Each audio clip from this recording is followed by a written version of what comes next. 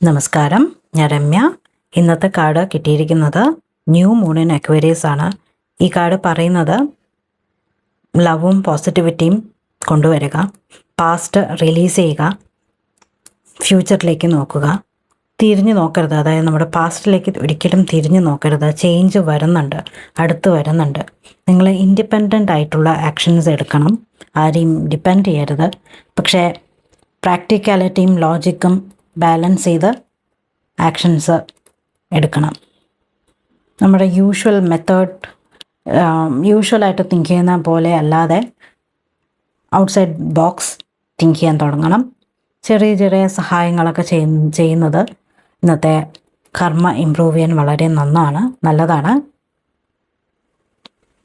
ഇപ്പം ഇന്നത്തെ ഗൈഡൻസ് ഇതാണ്. സ്നേഹം കൊണ്ടുവരിക, ഡിറ്റാച്ച്മെൻറ്റ് മെയിൻറ്റെയിൻ ചെയ്യുക, ജീവിതത്തിലോട്ട് മുന്നോട്ട് പോവുക. നന്ദി, നമസ്കാരം.